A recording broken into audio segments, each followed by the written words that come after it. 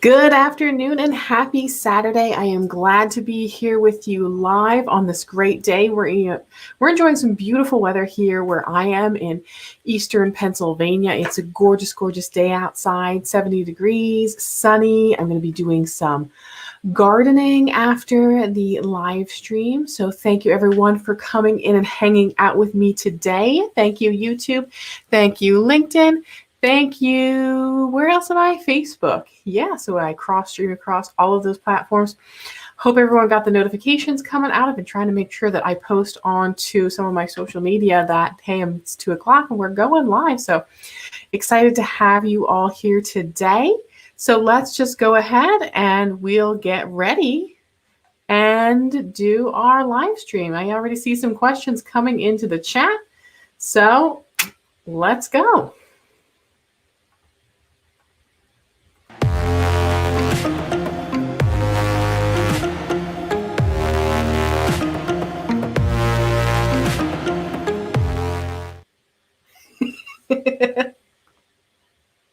I know a couple of people said that they don't like the intro, but I don't know. I'm just so addicted to it. And I know I'm personally biased because it's my intro and I created it, but I think it's great fun.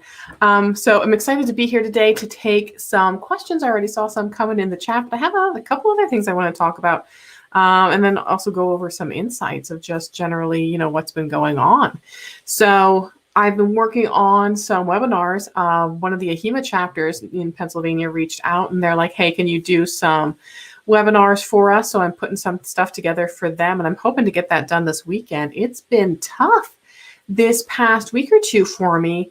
So I've mentioned on some of my videos, I think I have a 9-year-old daughter, Lizzie. Lizzie's on the autism spectrum and she's very high functioning, but she has been frantic lately and she's in virtual school. So she does things like go and check YouTube videos and things she's not supposed to be when she's in school, gets in trouble, and then she has her electronics and stuff taken away, and then she just like mentally gets frantic, and then she's running in the house, she's out of the house, she's in her room painting, then she's downstairs, then she's picking flowers, then she's playing with the dog, so it's just been a lot because I've been having to pay more attention to her and what's going on, which takes away from my ability to like concentrate on things like recording videos because I can't be in here with the door closed while my kids running around all crazy.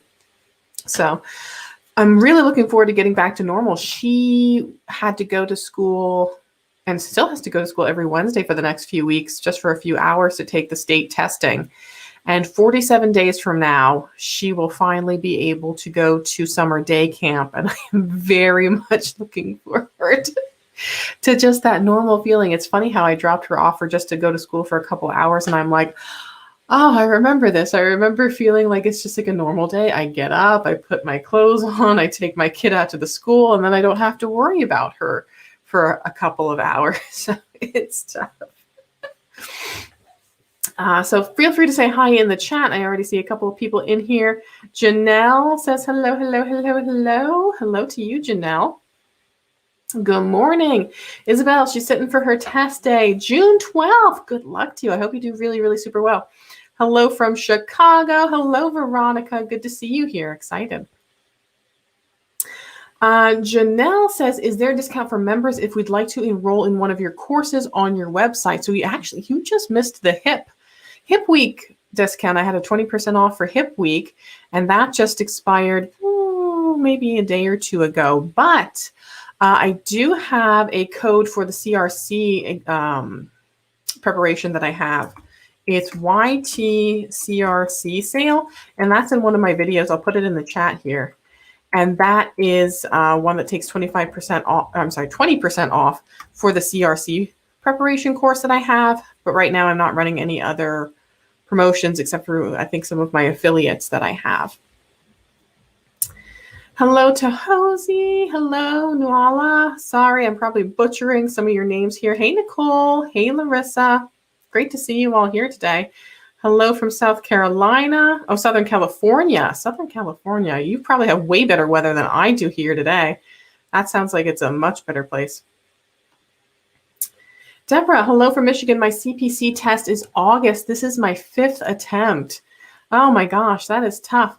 That sounds like you're taking them all in person too, and that's tough because now you not only have to take the 5 hours, 40 minutes, but you have to drive there every single time, and those are Saturday mornings. That's a lot of Saturday mornings. So I'm really hoping, I'm crossing my fingers for you. Good luck. If you need assistance with preparation, I do have some CPC test tip videos. I'm sure you check them out on the channel, but they are there for anyone who is doing preparation for the CPC. Hey, can you guys let me know in the chat today?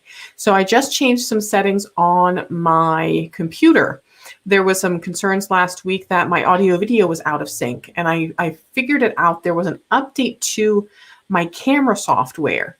So my camera was running a little bit like 300 milliseconds slower than my microphone, but it was like enough that things are not out of sync. So can you guys just let me know in the chat if everything looks much better today and my voice, my mouth is moving along with the actual audio? I changed some of the settings so it doesn't go through that software anymore that was causing that funky delay. And then of course I went to go and fix it last week in live stream and knocked my whole freaking video out, and that's a bummer. Nicole's saying I'm still out of sync. Okay, well, hopefully not too bad. It might be because of the delays with the streaming software I have. Trying to get that up to snuff. I'll have to watch the video replay because for me it's hard to tell because the audio, like I'm not listening back to the audio. So hopefully it's not too bad. Maybe that's even just my internet. I'll have to figure that out. In any case, you know, if I was probably talking slower too, you might not notice it. I'm seeing some messages coming in from Christina. What's Christina saying? She says, hello.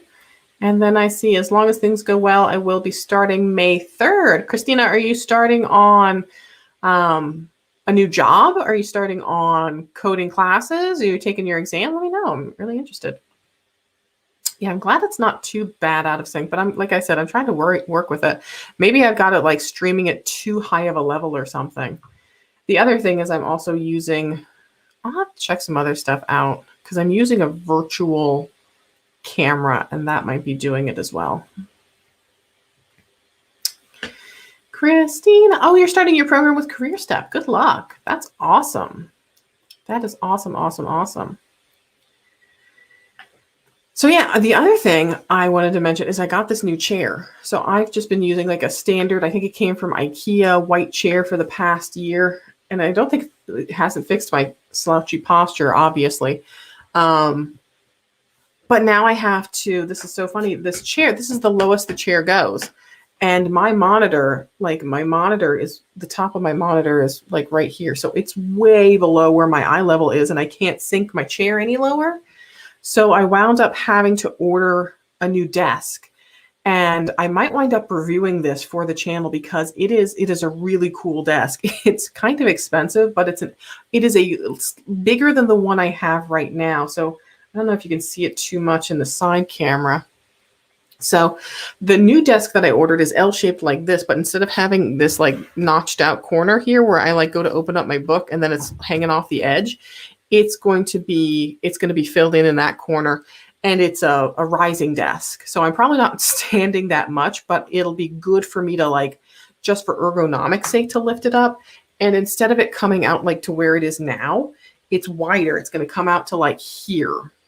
So I'm going to have much more space for books and possibly, I don't know, I think to organize my microphone and my lights a little bit better, and this document camera that I use for my book demonstrations and stuff. So I'm really hoping that is going to not be terrible to assemble. But, you know, as medical coders, we spend a lot of time sitting at our desks and we use so many books and so many references.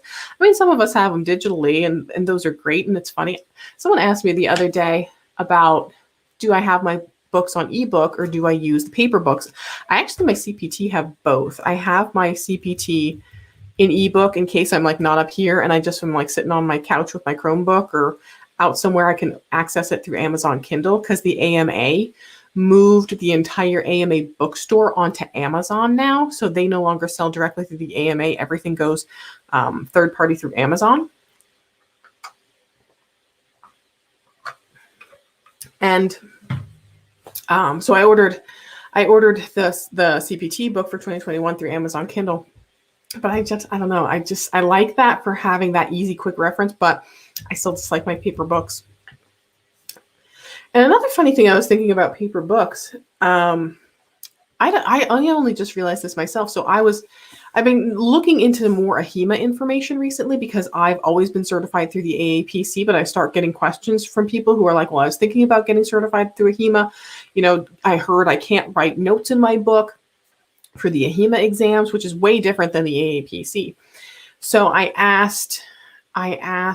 called AHIMA and I'm like, hey, I heard that you can't write notes in your book. And I have students that are interested in potentially getting certified through AHIMA. And I need to know, like, can they write in their books? Can they not write in their books? And they said to me, no, they're not allowed to write in their books. And they referred me to I forget what the hell the document is called. And they said, yeah, go and read this guideline that they have online. And I went to read the book that they have about whoever is taking the test, like the certification guidelines. I apologize. If someone in the chat knows the official name for them, please let me know because it's escaping me right now. Candidate guide, maybe that's it. I want to say candidate guide. So they told me to check the candidate guide, and the candidate guide says, yes, you can write in your books, but you just can't write basically paragraphs or a whole lot of writing. Like you can do some highlighting and minimal notations. So I'm not really quite sure there. What was I going on with AAPC and AHIMA? Yeah, so AAPC and AHIMA. So I was thinking about, I was looking at their approved books list, and apparently AHIMA only has like a handful of books that you're allowed to take for like ICD-10-CM. So if I wanted to go and get certified with AHIMA for like the CCS or the CCSP, I'm not allowed to use this version of the ICD-10-CM book that I have because the AAPC version isn't on their approved listing. It's like you have to get either the AMA version, Optum, I think is on there, and a couple others, but not the AAPC version. So I don't know. It's something I've been considering, if for no other reason than to go through and kind of feel out the process. And I don't know, because I'm told the CEUs are harder to get for AHIMA as well. So we'll see how it is. That might be something, but I don't know. First, I have to work on getting my desk set up. Because this is, and the other thing is I can't get, like my arms are at the right spot, but then they don't go under my chair anymore.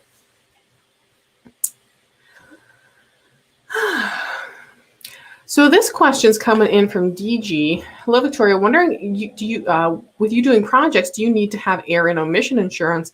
And if you do you have any recommendations? I typically go through whatever the AAPC currently has offerings with, and I'll see if I can find it on their website, but there is, as a member benefit, they do have some suggested vendors that you can use for E&O insurance. So I've gone through them a lot in the past with whoever they have deals on, because they can sometimes get you in at a better rate. But you can also just check online with your standard insurances, your Progressive, your State Farm. Let me see if I can find it on here on the website. I think it's under the deals and discounts or something like that. Resources, my AAPC member benefits. It's probably under there.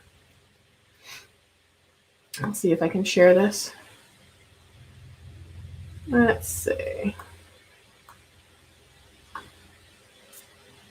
It might be under the member benefits portal, but I would check on the AAPC website under their member benefits. So under membership, and then member benefits on the AAPC website, they might have some recommendations there of who they're currently have discounts with for E&O insurance. But yeah, I've thankfully never had a situation where I've had to use my E&O insurance, but it's something that you definitely should consider, even if you're not in necessarily a consultant role, but even just in an how bad my posture is now, in an educator role where you could potentially, have someone say that, there is a loss of money because of something you educated or spoke or something on. They also refer to it as professional liability insurance, so you may see it referred to as that.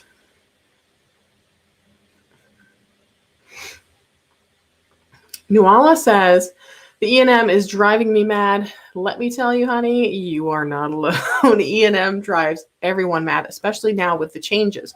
E&M was hard enough by itself with just our old guidelines, our 95 and 97, but now we have E&M is totally different for office and outpatient versus everything else that requires a level of service, and even the time components and what's considered part of time for office outpatient versus inpatient.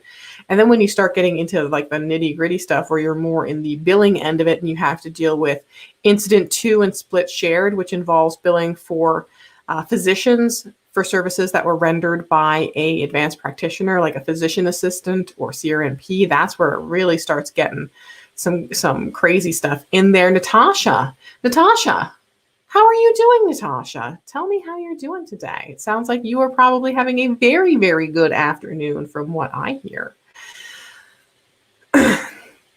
Courtney's asking, I noticed you did an integumentary CPT review. Are you planning to do that for each chapter? I am. I have got, I think, only 2 slides done, maybe 3 for the musculoskeletal chapter. They are surprisingly difficult to put together. Like I was shocked. Like I knew it was going to be kind of an effort because, they're chapter reviews, and to piece everything together and kind of go like, what are the, like 5 things out of this chapter that I kind of want to focus on? Because that's what I want to do. I want to do like a real high level overview and this go like, let's go over like 5 different things, not obviously a full course, because I did the full course on YouTube, I'd probably put myself and maybe some others out of business, and I surely don't want to do that. But just that high level overview. So they're surprisingly hard to put together. So what I'm doing is I'm got the slides together. I might not even get it done this week. We'll see, because I have to go for my second Moderna vaccine on Tuesday, and I cleared out my whole calendar after that because I'm not quite sure how I'm going to feel after that, because I've heard, it can be a bit of a doozy. So I just, for my own sake, just have nothing scheduled for the rest of the week. And if I can do stuff, I can do stuff. If not, I don't have anything scheduled, at least. But, yeah, so the musculoskeletal is coming. I just got to get some cases together, get it recorded. It surprisingly took me, I think, 4 hours just of recording time to do the 45-minute integumentary review, plus then editing. And so it really took me by surprise just how long it took. I was expecting it to be like a 20-minute video, and then it was 4 hours of recording down to 45 minutes. So it was a lot. So if you go on to my YouTube channel, YouTube Contempo Coding, you can find it there. Oh gosh, I'm all zoomed in now. You can find it there on the, apologize, I'm moving some stuff around here. Whoop. You can find it on the YouTube channel. I'll actually show you in just a second. Let me get myself resized here. On the YouTube channel, let's see here. I'll bring it up. It's one of the most recent videos that I did. It was just, I think, last week on the integumentary system. So, channel. You know what? I probably should have run my software in administrator mode, and maybe that would have fixed a little bit of the lag. I forgot to do that this time because I had to restart. So let's get over here. Actually, let me move me over here.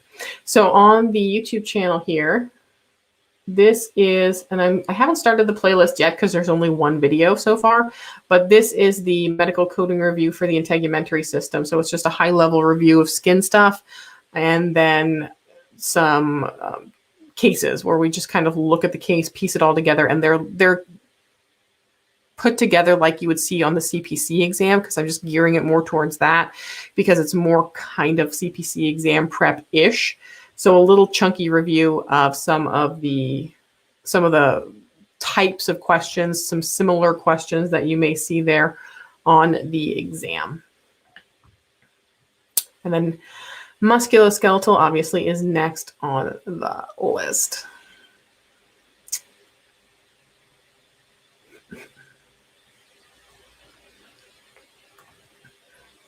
Natasha says she's doing great. Thanks so much for your CRC boot camp. Really helped a lot with the exam. Thanks. So the next boot camp I have is on June 5th and 6th. I'm actually not doing one in May because I'm doing a short review class, like the 3-hour review for my chapter, and giving all the money to the AAPC hardship fund for all the members that are having financial difficulties and can apply to have something maybe like a membership renewal because they just don't have the money right now.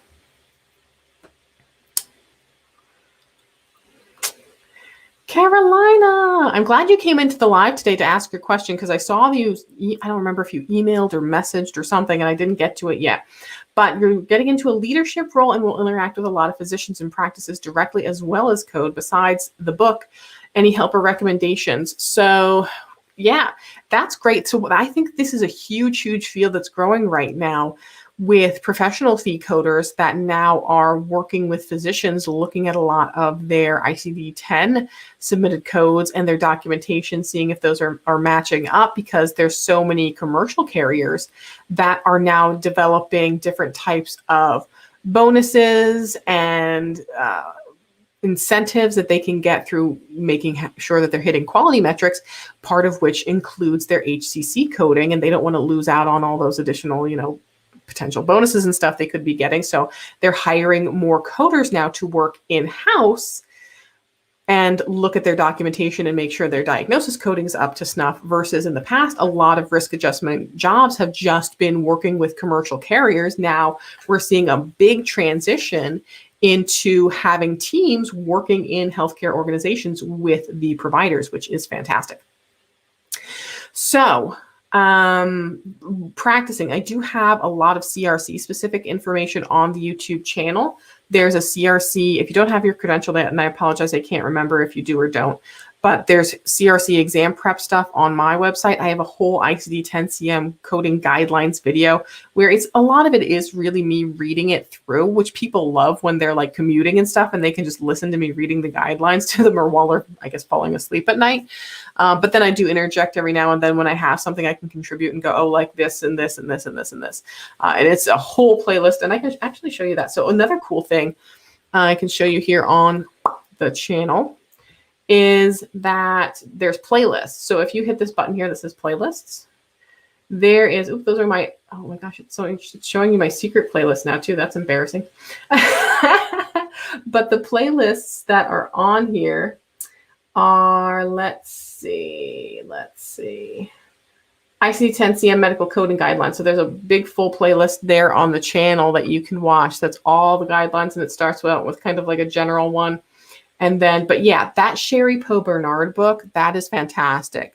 Sherry Poe Bernard, she's amazing. I haven't had a chance yet to meet her at a conference. I am like dying to. I can't wait to get to conferences again, especially once we're like in a situation where like hugging and stuff is okay, because I just really want to get out and just like shake hands and take selfies and do all that fun stuff. I am planning on going to the regional conference in South Carolina in October, but we'll see if it's like what the safety regulations and stuff are at that point. But yeah, I would really concentrate on that book, the one that Sherry Poe Bernard wrote, because she even has things like how to work through the provider documentation issues and stuff. She's like, and yeah, I know you can't put it down. And the best part is, and I think if you're interested, if anyone else is interested in this book, I think I have it linked in the description on my YouTube channel. But it's called Risk Adjustment Documentation and Coding. It's by Sherry Poe Bernard. It's published by the AMA. You can find it on Amazon. And it's just like the way it's written is even just really digestible. It's not super, super technical that you're reading through it and going, I have no idea what the heck I just read. Like it's a much more digestible sort of book. D. McCurdy, I am halfway through my associates in allied health. That's awesome. My university does have an online partnership with Ed2Go and Health Ed Today. I'm thinking about doing a medical coder course to add to my degree. So I think that is a phenomenal idea. I think, with your associates in allied health, if I remember correctly, allied health, is that more so like medical assistant, medical secretary type stuff? Because that's what's kind of coming to mind here. And I think having even some knowledge about medical coding is great. You might get in there and find out that it's something that you like really, really enjoy. And I think if you're interested in getting certified as a medical coder, that is definitely a good step that you can take. I know sometimes those Ed2Go programs are pretty budget friendly. I've heard though they're not super. super like interactive or engaging, but they'll give you a good idea of if it's something that you want to get into, want to get certified in, if you want to go in that direction. And even just in any kind of healthcare position, having that extra experience will definitely be helpful.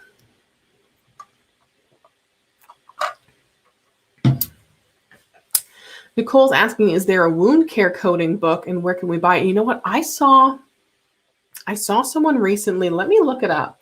I saw someone recently, not a book, but that it did have a free CEU course on wound care coding. I'll see if I can find it for you. It was someone who just came up. Yes.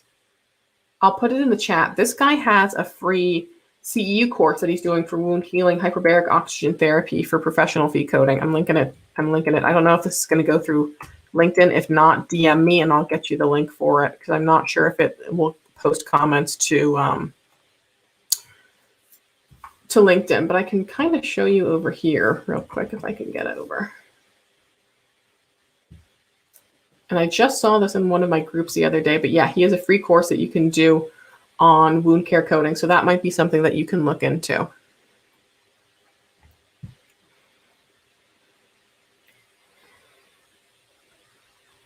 Hey, Faraz, good to see you here. I'm glad you were able to catch the stream.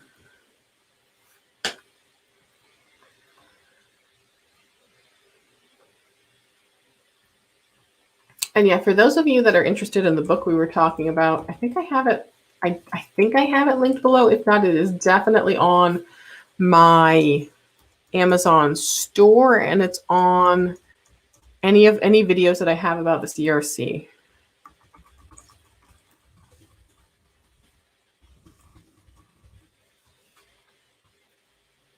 Did you guys see my t-shirt today on Instagram? I posted a picture on Instagram and I think on Facebook, because this shirt is so cute. It speaks to me on like multiple levels. I love it because it's like it's reading rainbow, but it also reminds me of medical coding because everything's in the book. But yeah, this is the risk adjustment documentation and coding book. And this is the second edition. I actually only have the first edition, or did I order the ebook of the second edition and haven't opened it yet? But in any case, the second edition has a lot more additional information. So get the second edition if that's the one you're going for.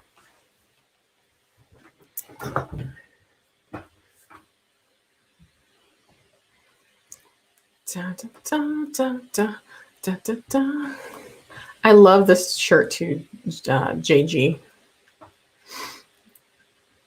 By the way, if you haven't already, you can join our channel membership. I have a YouTube channel membership program where there are different tiers. There are monthly tiers. They go from $1.99 to $9.99 a month. Everyone who joins any channel membership, even the $1.99 a month, you get access to custom emojis.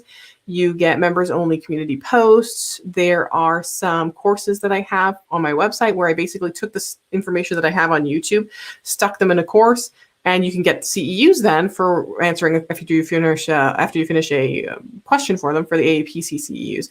You have to do a quiz and answer the questions, pass it on 70%. You can get some CEUs for all channel memberships. Anyone who is in gold membership or in platinum membership, you get your name added to the little end credits that I have on the ends of my videos where it lists thank you for supporting our members. And then platinum members get like bonus extra videos, behind the scenes footage, and outtakes. Sanjana, I can tell you a little bit about Epic software. So here, I love Epic. A lot of people will say, you know, they have problems with Epic. I've worked with other programs like Cerner. I really prefer working with Epic, at least for what I've had to do. With Epic, I could just open up a note in a queue. Here's my 1500 form. Here's the note. Here's everything. It's just a couple of clicks away. Some of the other software I've worked with, I can open stuff up, but I can't tell who did what. It won't link me to the claim form. It won't link me anywhere. There's crossovers and all kinds of crazy stuff that I have to be dealt with. The thing with Epic software, a lot of employers want to have coders that understand Epic, but it's not something you are able to learn. It's not like Excel where you can download it and study it. There's no books.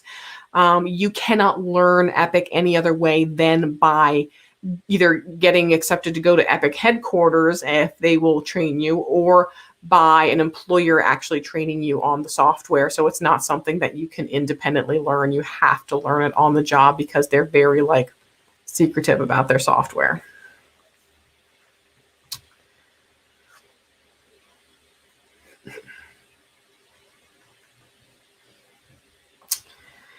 Thoughts about coding jobs working for a provider versus insurance company? I think both are great.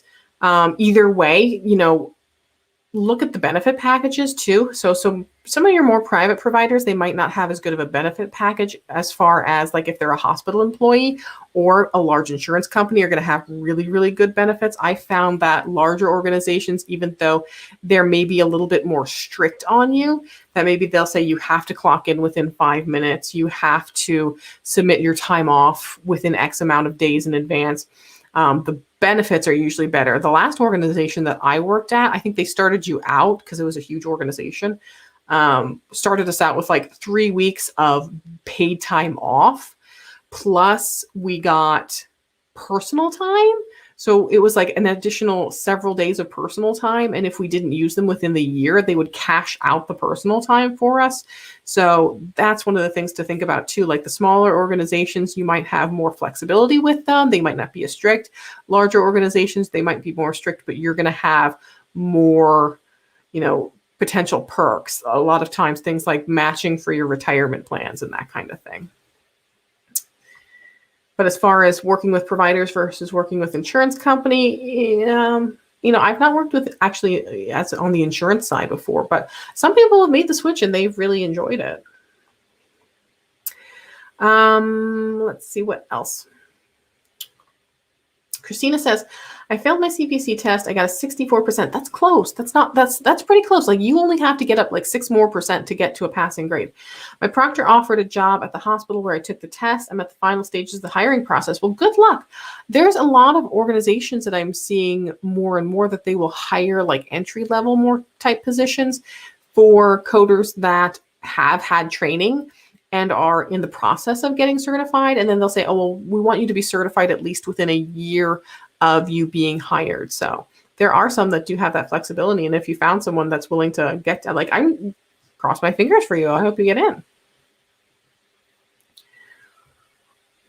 Just be careful because you're gonna need time to study for the exam. And it's a lot to learn a whole new position and then also prepare for an exam at the same time. So make sure you budget your time appropriately and take that into consideration.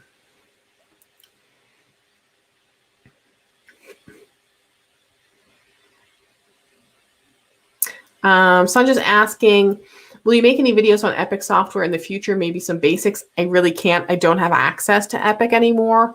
And even if I did, I don't think I would have the rights to display the information from an employer. And I'm not sure that Epic would be okay with that.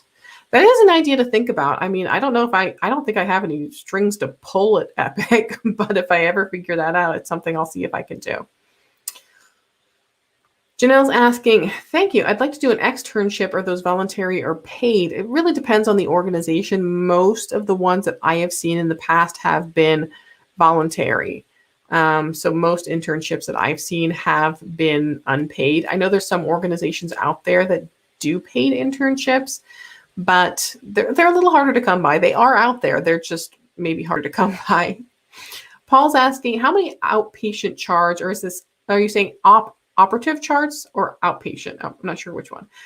Is it realistic to expect it to be coded per hour?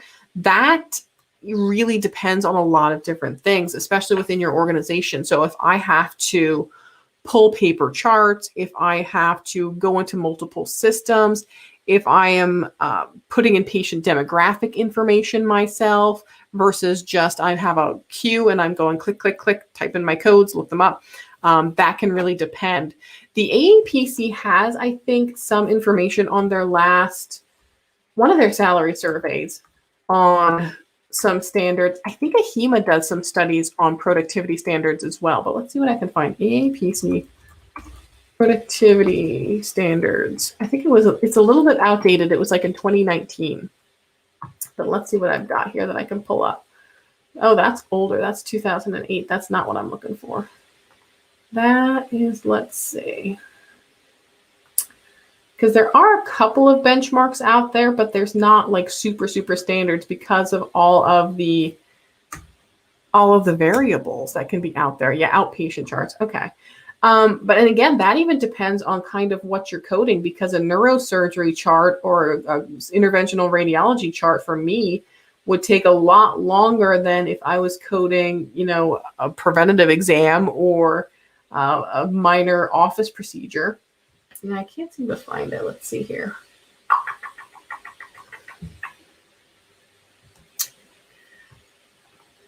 Yeah, I know there was something in the salary survey not too long ago about productivity standards.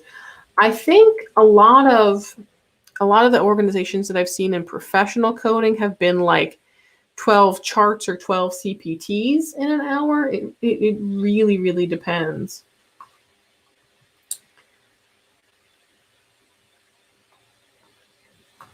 Let's see if I can find it here. No, wait.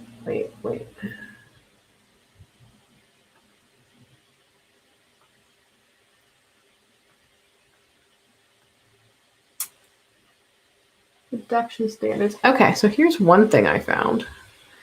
So here is production standards, inpatient, and then production standards, outpatient and professional services. So it looks like a lot of coders are reporting that they are doing, majority of them are in the 25 to 50, and that looks like, is that hourly? Oh my God. Right, expectations are high. Class employees are asking individuals in their roles grasp protection standards and accuracy rate requirements. Less than 5%. Yeah, I don't know if that's hourly or what the heck that is, or if that's daily.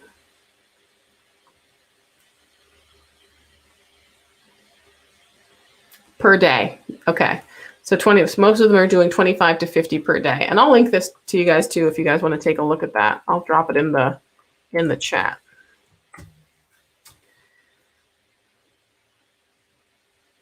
Amy is saying that there are several videos. Oh, wait.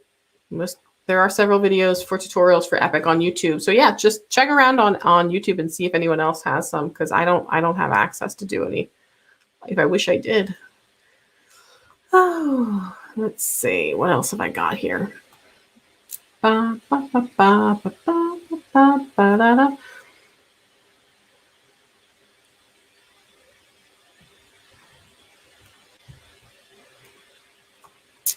KC. So I haven't worked in almost 5 years because I had my daughter and also have no healthcare experience. A lot of places are requiring experience. What would you suggest I do? That is a tough one. Because if you're already certified, well, okay, so let me step back. If you're not already certified, get certified. If you are already certified, it might be something that we just have to look for some way to get yourself into the door. If you need refreshers, there are coding refreshers. Maybe you even want to consider an additional certification like the CPB for billing or like the CRC for risk adjustment coding. There are refresher courses. Like I have a review that you can take on my website that is eligible for CEUs and all kinds of stuff. But there is a video that I do have on the channel. It is like called Alternative Jobs for Medical Coders. So it's jobs where you can still use some of those skills that you have as a medical coder, your knowledge in ICD-10, your knowledge in CPT coding, and apply it and be in the healthcare industry, because oftentimes once you're in somewhere, they have to prefer someone who is an internal candidate versus being allowed to take an external candidate.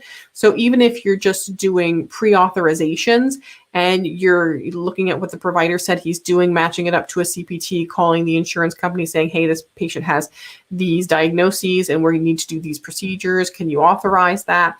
You know, you're using your medical coding skills. It might not necessarily be a coding job, But then when something opens up in coding, they're going to go, oh, look at this person over here. She's been working with medical codes. She already is familiar with the providers. She knows our system, and that will look way, way better to them versus wanting to go and hire an external candidate then at that point.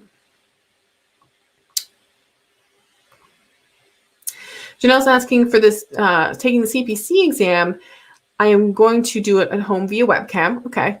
I really need to use the book stands. Is that allowed since it's remote? That I'm not sure about. I would call and check with the AAPC because that's a question that I've not heard before. I know typically what I've heard in the past is that they do not want anything on your books, on your desk, but your books and a drink. Like you're allowed to have your books and a drink and your whiteboard and your marker.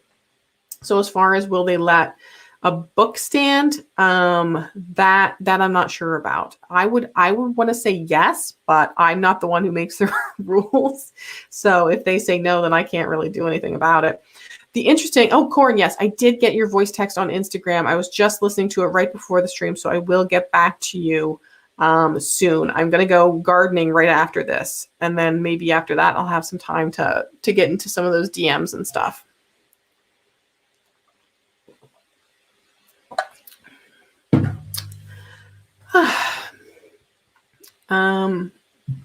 Excuse me. The other thing I was going to say, in regards to your, okay, so book stands, that's what we were talking about. I really am flighty some days. So book stands, I don't know if you guys noticed. So there's this great book stand that they sell on Amazon. That's like the rotating book stand that most coders buy. So because you can put your CPT on one side and you can put your ICD on the other and rotate them around. It has been out of stock. And I'm wondering if it has been out of stock because apparently lumber has really gone up in price. So maybe they're not able to make them affordable anymore with the price of lumber going up. So I started making a video the other day, and you're going to laugh, where I'm basically trying to piece together a book stand from things from the Dollar Tree. And I brought it home and I showed my boyfriend, and I'm like, here's what I did. I think I can make this work. It'll rotate around like a lazy Susan. And I just glue this here and glue this here, but I need this to go this way. And he looks at me because he's an engineer. I wanted a little bit of his input. He's designed like submarines and stuff for the military and stuff in past. His last project was a while ago though. So don't get super excited and think I'm rich. I'm not, I'm really not. But so he looked at it and was like, I could just make this out of like stuff I have in the basement. I'm pretty sure I have like some leftover wood. Are you sure you don't want to use that? And I'm like, no, I said, and he's like, well, I could make this better. I think I can make this better. And I'm like, do you want to make this like a bet on the video that you can make a book stand better out of stuff that you have laying around than I can from the stuff that I got at the Dollar Tree? So I'm waiting to see if he's actually going to make good on this. But in any case, there's going to be a video of me trying to put together a cheap book stand, the rotating book stand, out of materials that I got from the Dollar Tree. And it may or may not include my boyfriend trying to put one together from like pieces of wood he has laying around extra from building stuff. So we'll see. Yeah, someone's saying if the book stand is an accommodation issue, like you have to have appropriate accommodations for that, like it's an accessibility thing, I would really hope too that they would make accommodations for you. Janelle saying that you can get them on Etsy for $74. So yeah, check there too. Those are great, but $74 even still, and that's a lot. And I wonder if they're going to go up again because of that price of lumber just going crazy.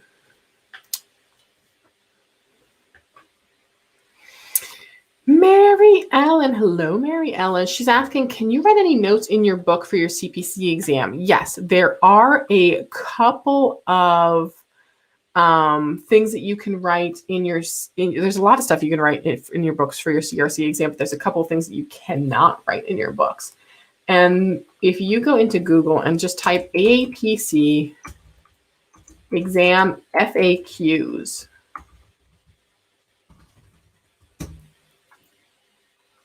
what you can do is right over here, it'll bring up It's the first link there when you Google AAPC exam FAQs. And they will here give you a listing of what you can and cannot write in your books for the exams for any exam with the AAPC.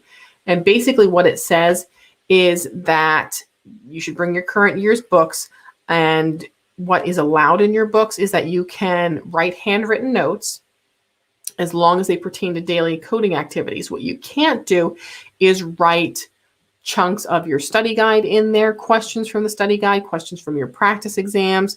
You can't take Post-it notes. Those can't be in your book anywhere. You can't use Post-it notes as tabs. You can use the little tabs like the little flags, or you can use the more chunky ones. But you also can't white out your book. You can't white out more than like a word or two. So if you write something in wrong and you need to white it out and rewrite it, that's fine. But you can't like white out a whole advertising page and write in a huge chunk of notes there either. And there are lots of spaces now where there's just blank space that you can write in books. So nothing glued, nothing glued, pasted, stapled, or anything like that. But yeah, you can write all kinds of notes as long as they're not huge bodies of text, like you're writing a whole other book into the book. Nicole's asking about the rotating book stand. It is fancy looking, let me tell you. But yeah, they're out of stock on Amazon. Let me see if I'll bring it up here so you guys can see, because it's really, really cool.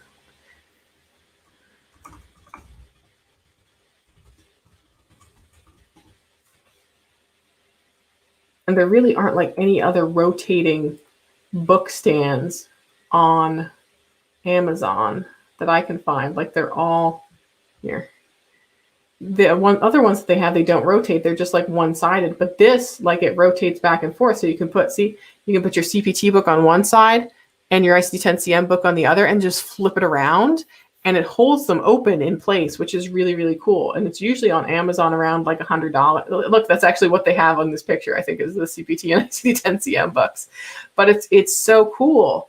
And yeah, so it's very cool, very sturdy. But yeah, they're out of stock. They're completely out of stock, and they've been out of stock now for weeks. So, but it sounds like you can probably get them on Etsy. So I would go onto Etsy and check around there and see if you can find the rotating book stand on Etsy.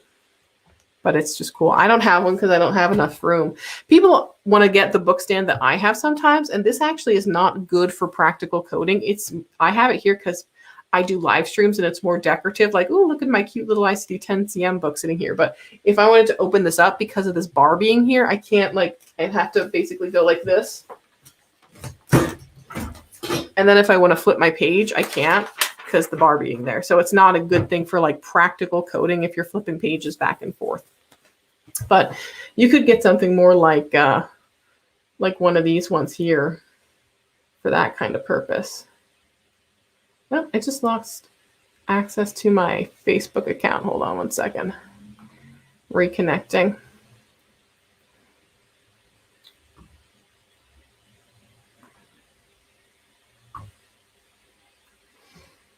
But yeah, that one's, you know, the rest of them are basically like standard book stands, standard, almost like cookbook stand, which is what mine is. It's very cute and very wrought iron and it matches everything, but it's a cookbook stand.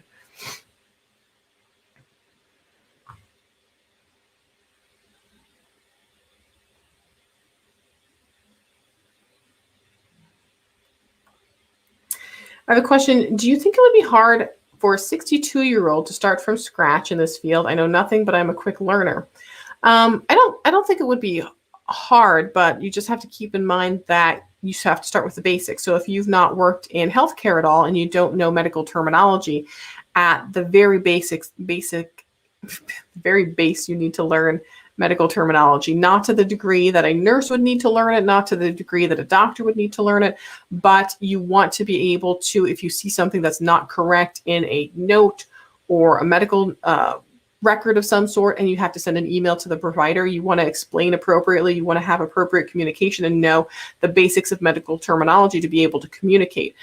Anatomy and physiology is especially good too, but not probably as completely critical as knowing basics of medical terminology. As far as where I would suggest a start to coding, there's a couple of different options. You can go directly through the AAPC, AAPC.com. They have training there, and they will even have midterm classes that you can add on. There's independent instructors out there. There's Integrity Coding. There's Ohana Coding. There's Ozark Coding Alliance. There is Joel Viet Academy. What does she call it? Joel Viet, Kimberly Joel Viet. My buddy Judy Wilson has classes. Like, there's a ton of independent instructors out there as well that you can go through to prepare for the CPC exam. I have a partnership, and now I'm going to have to disclose it in my information there. But you can check it on my videos. It should be in the description on YouTube. That I have a partnership with OnlineDegree.com. So basically, I send them people who are looking to get a degree in medical coding, and they partner them up with a school. They ask them the same kind of questions that I would, like, hey, where are you located? How long do you want to be in school for? How much time do you have to dedicate?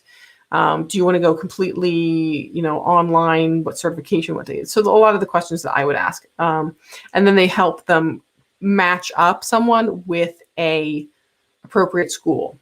So there's a way that you can do that. There's a link in the description for onlinedegree.com/Contempo, and that will take you to the quiz that will help you get with them to find the right coding school for you. And then they also offer things to my viewers like discounts, and possibly they might have books that they can just ship right to your door, and all kinds of stuff that they can include if you use the affiliate link. Full disclosure, I do get a commission off of them, but it doesn't add any additional information off, any additional fee for you. You actually get extra bonuses for using my link. So I see that you're more confused. So let me just show you on the AAPC website. So in order to get a job as a medical coder, if that's what you're truly looking for, not just like you're learning medical coding, but getting employed as a medical coder, you have to be certified. So in order to get your certification, you have to take an exam either through the AAPC or through AHIMA. The AAPC is probably the more common way to go. So you can find out more information on the AAPC website.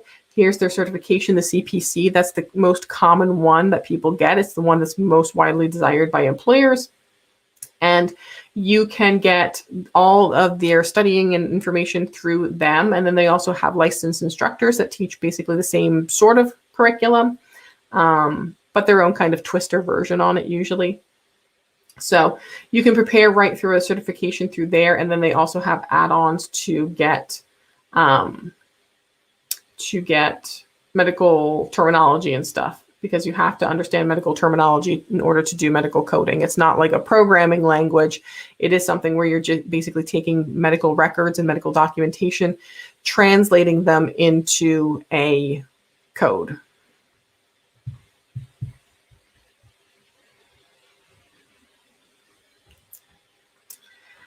MJ is asking, do I tutor for evaluation and management? I currently do not do a lot of tutoring. I do have some slots I'll periodically open up for tutors. If you are looking for just a tutor, you can find a tutor in medical coding through Wisent.com or tutors.com. If you specifically want me, though, to tutor in E&M, I do charge a premium fee for my tutoring services, only because I am a more prominent figure, I suppose you could say. Not that I'm the coding queen or master queen or anything like that. I am not about the clout, but because I am someone that has a lot of auditing experience, have worked with hundreds of providers, national speaker, etc., I do have to charge a premium price because of my experience for any products that I have. So yeah, you can check on tutors.com, you can check on Wisent.com, and they do have tutors specifically for medical coding, and you can ask them if they do tutor you just for E&M.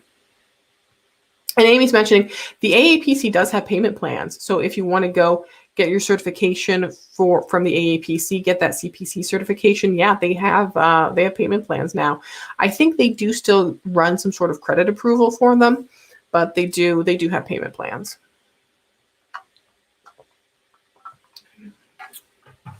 Amy's saying, I'm looking for a program that includes an internship for HCC coding, saying that it will be a big plus in finding a job. Thoughts, also wondering if the AAPC's Practicode would provide the same experience. I would check into Melissa Freeman. She's so amazing. I love that girl, and I'm so jealous of her. I'm not like super connected with her or anything, but I'm just in awe of her because she does a lot of great stuff. She has risk adjustment training programs where she has a certain amount of seats that she opens up every year for internships. I think she's filled out for this year though, because she, like I said, only opens a certain amount of slots. But I think she's starting to take registrations for 2022, and she does do an internship, or maybe it's a mock internship type of project. And she's really amazing over at OS2 Solutions, it's called. She's fantastic. I don't really know of any others that do internships per se for HCC. But what was the other part of the question? AAPC's Practicode. I don't think that the AAPC has a Practicode specifically for HCC coding, but let me check, because I think was just looking at the AAPC Practicode because they do have specialty modules. I just don't think any of them are specifically for risk adjustment, but I wasn't looking for it, so maybe I just missed it because I wasn't looking for it. So Practicode has ones for new coders, the whole Practicodes, and then experienced coders. Let's see here. I'm looking at the website now, and they have Practicodes for behavioral, cardiology, E&M, emergency department. It doesn't look like they have one just for risk adjustment. So I'm assuming that any of the other programs that they have for Practicode are going to be not just ICD-10-CM, but CPT as well. But that might be something that they should probably consider, maybe having a Practicode just for CRC. Well, the reason they probably don't have Practicodes for CRC is because the CRC doesn't have an apprenticeship designation. The CP certification, the COC, have an apprenticeship designation. CRC does not.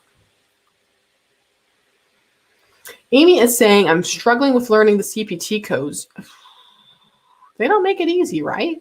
Would HCC be a better fit for someone like me? It might be. If you really like ICD-10-CM code, like there's a lot of growth going into risk adjustment and HCC coding because it only works with the ICD-10-CM code set. So it might be something to consider. You can certainly do a lot now with just the CRC certification.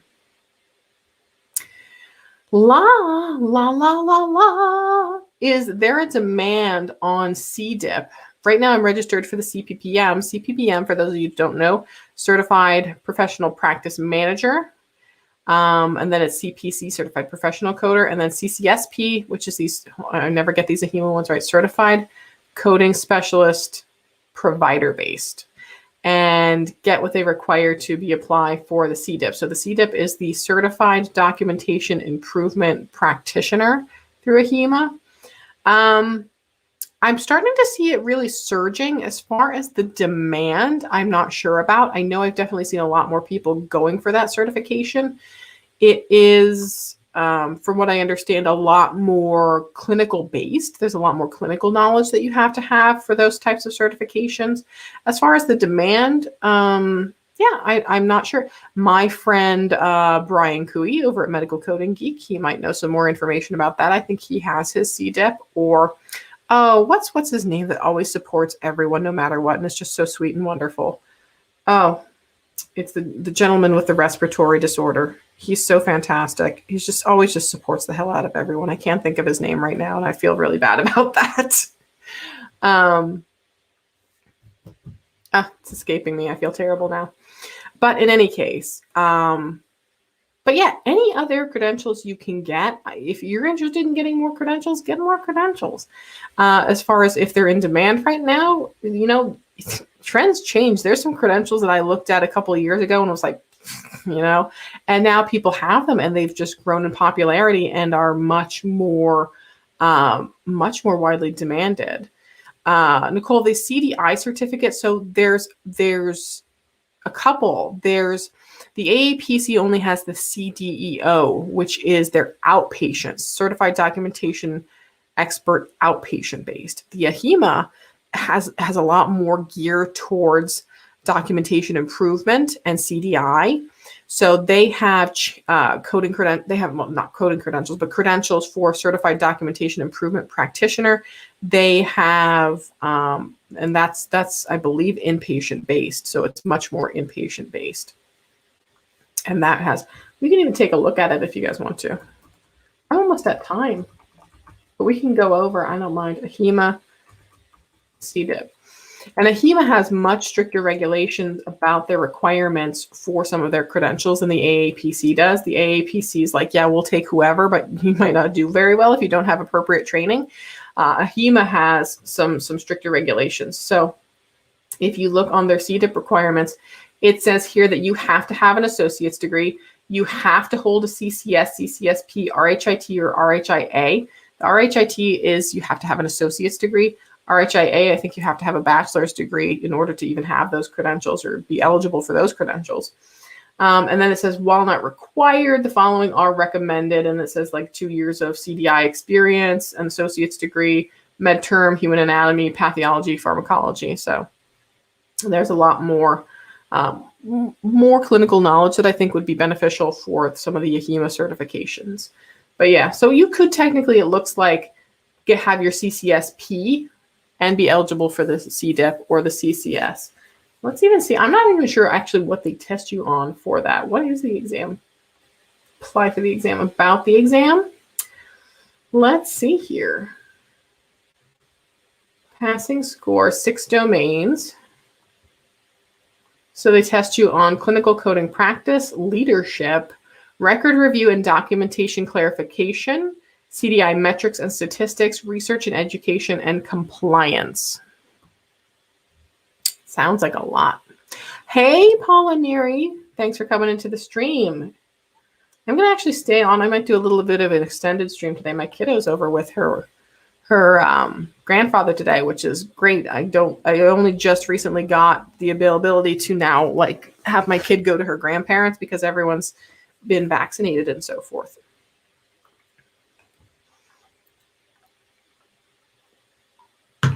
Would I say that the E&M certification or the CPMA would be better?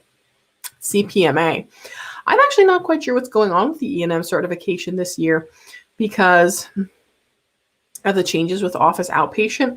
I would imagine that things might be a little bit different, a little bit strange. And I think the E&M certification is not as widely demanded as the CPMA. The CPMA is going to have a lot of E&M stuff on it. It's also going to have a lot of things like infusion coding. For some reason, I've heard a lot of feedback that there's a lot of infusion coding on the CPMA exam the past couple of years. So I think CPMA is the Certified Professional Medical Auditor. And just to clarify, because I know I have a lot of people on here that are kind of new to the medical coding world, when we see the word professional and when it refers to coding, that doesn't mean like I'm a professional and I know what I'm doing. Professional is actually the type of coding that they're referring to. So CPC is Certified Professional Coder because it's professional, meaning provider-based coding. So you code ICD-10-CM, CPT, and HCPCS codes for services that are rendered by providers, doctors, CRNPs, PAs, etc. Risk adjustment coding is just ICD-10-CM coding. So it's coding for ICD-10-CM and then those maps to HCCs, which are basically groups of ICD-10-CM codes that have a similar risk and similar reimbursement cost. Then there's inpatient coding.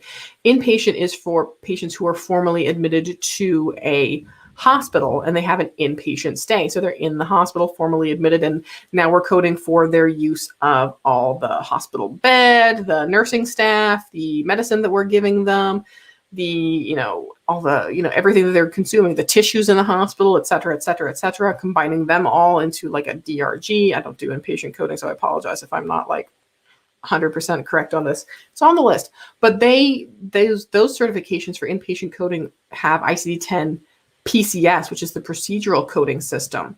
So if you do professional coding, you don't know anything about ICD-10 PCS. You do ICD-10-CM, which is two different coding systems. So I think sometimes people get confused because I'll even get calls saying, hey, we're looking for an inpatient coder. And I'm like, not me. I'm a coder, but I don't do inpatient coding. I know nothing of ICD-10 PCS. Yeah, so that's what the professional means. So when they say CPMA, certified professional medical auditor, that is auditing too, just for professional or provider-based services. So CPT, ICD-10, CM, and HCPCS coding.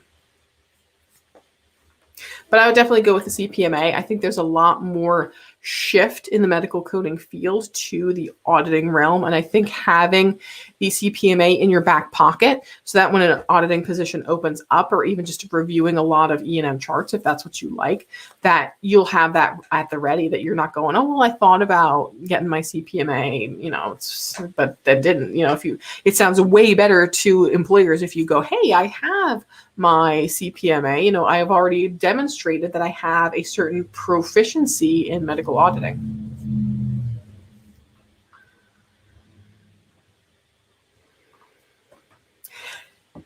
Hey, Victoria, I just watched your E&M coding series. I love it. My question, how to get your sheets, which you were showing as laminated. I've gotten so many questions about this. You know what? I actually made a video about it. So if you go on the website, it includes, on the YouTube page rather, if you go on my YouTube page, there's a video that shows you how to make the laminated score sheets, and it includes the links to where I get them. So let's see here, your channel. And we have on here, let me go down. It is one of the recent videos.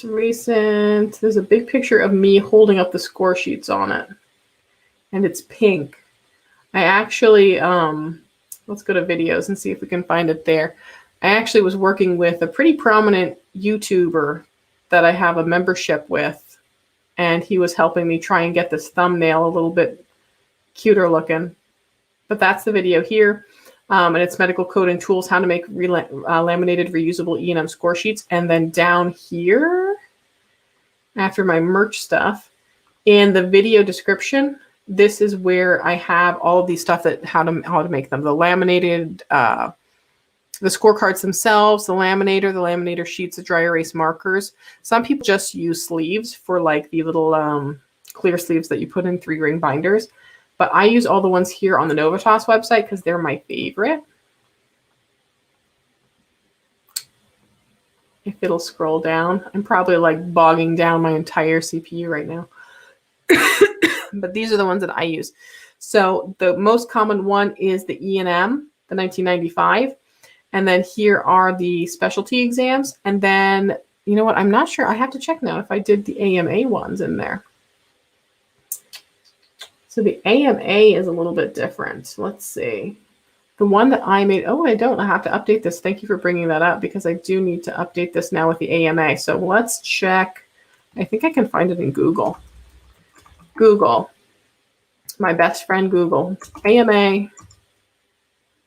Outpatient. E&M score sheet.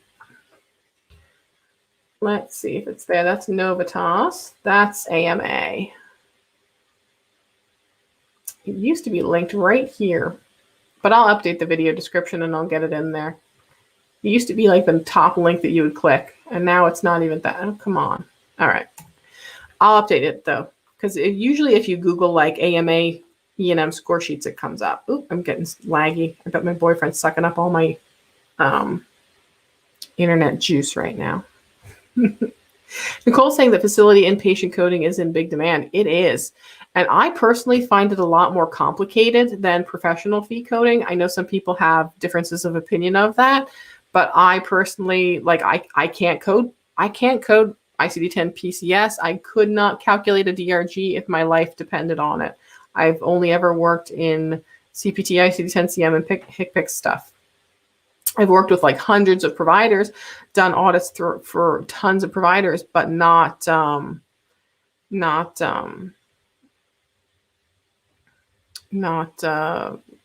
anything inpatient based.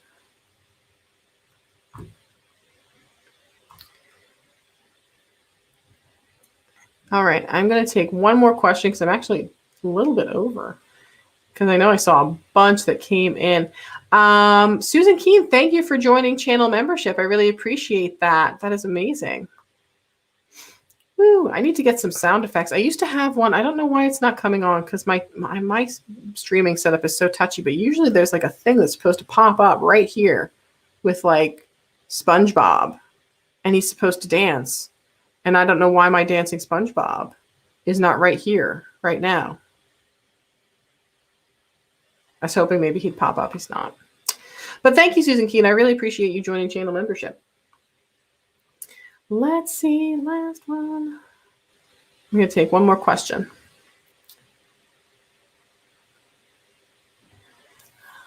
Because I know I missed a bunch at the beginning. Oh, here's a great one that I missed at the beginning. I'm currently taking a medical billing and coding class and took MedTerm over a year ago. What do you suggest is a great MedTerm refresher? And I have this linked in a video that I made on MedTerm for coders. This is the best book I have ever seen for MedTerm. And this is medical terminology and anatomy for coding. Now, this is the 3rd edition. There is now a 4th edition, so I would recommend get the 4th edition with the updates. Otherwise, it's not going to make or break you if you have the 3rd edition. There is a slight price difference. Woo! Thank you for subscribing, Lewis, to the channel. There is a slight price difference in it. So the 3rd edition is slightly cheaper than now they go, and the nurse just subscribed.